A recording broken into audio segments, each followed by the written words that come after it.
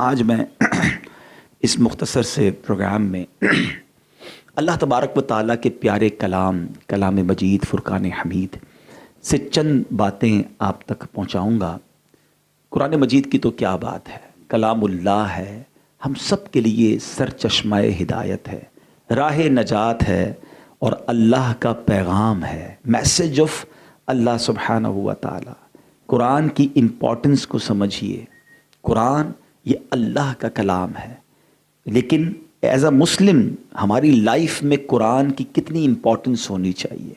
حدیث پاک میں میرے آقا فرماتے ہیں جس کا مضمون ہے وہ دل ویران ہے جس میں کچھ قرآن نہیں ہے۔ اب بتائیے کہ ہمارے دل میں کتنا قرآن ہے؟ کہیں ایسا تو نہیں کہ ہمارا دل بھی ویران تو نہیں ہے۔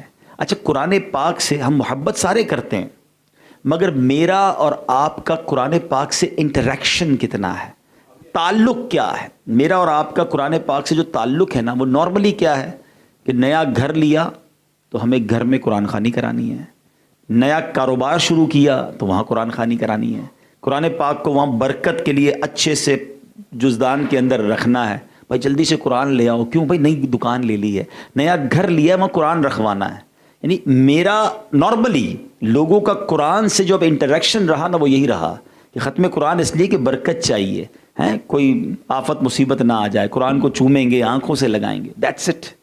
کیا یہ قرآن اس لیے نازل ہوا ہے؟ سمجھیے اس بات کو میں مزید آپ کو اور اچھے سافٹ انداز میں انڈرسٹینڈنگ وے میں ایلوبریٹ کرتا ہوں۔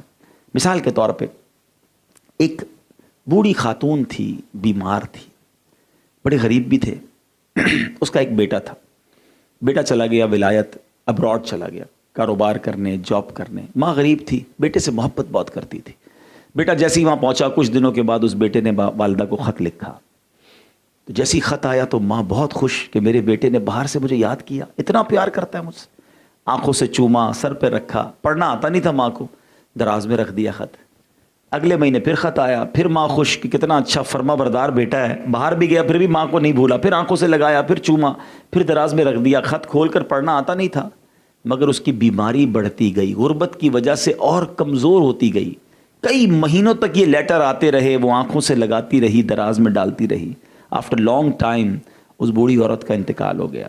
جب انتقال ہو گیا تو آس پاس کے لوگ آئے اس کی کفن دفن کے لیے، دراز کھولا تو بہت سارے لیٹر پڑے تھے۔ جب ان انویلپس کو کھولا گیا تو ہر لیٹر کے ساتھ ایک منی آرڈر بھی تھا، ایک بیٹے نے ماں کے لیے ہر مہینے رقم بھیجی تھی، مگر وہ ان پڑھ ماں تھی، اسے پتہ ہی نہیں تھا کہ ان لفافوں میں میرے لیے پیسے ہیں۔ وہ تو آنکھوں سے لگاتی رہی، چومتی رہی۔ اگر یہ سارے پیسے کیش ہو جاتے تو علاج بھی ہو سکتا تھا، غربت بھی دور ہو جاتی، مگر معلوم بھی کچھ نہیں تھا۔ یہ تو ایک سٹوری ہے نا، مگر سچ بتاؤ میں اور آپ قرآن کے ساتھ کیا کر رہے ہیں؟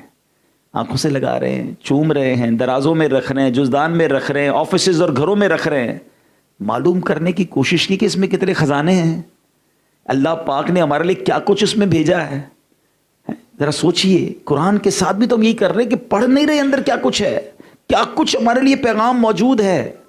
تو آج میں بڑے مختصر سے دو واقعات، لیکن one of the historical event in the history of Islam, اس یونیورس میں، اس کائنات کے ہسٹوریکل ایونٹس قرآن میں موجود ہیں، اور پچھلی قوموں کے واقعات بیان کیوں ہوئے، what is the reason of that, یہ بھی سمجھنے والی بات ہے۔ 100 سے زیادہ، مور دین 100 سٹوریز ہیں قرآن میں، اور اس میں اکثر انبیاء کرام کے واقعات ہیں۔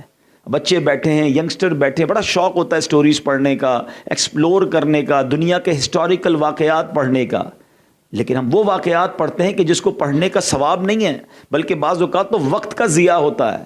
مگر میں ان واقعات کی، ان سٹوریز کی بات کر رہا ہوں کہ اگر وہ ہم پڑھیں تو پڑھنے کا ثواب بھی ملتا ہے، لیسن بھی ملتا ہے، اور قرآن کے بارے میں انڈرسٹینڈنگ بھی سمجھ آتی ہے۔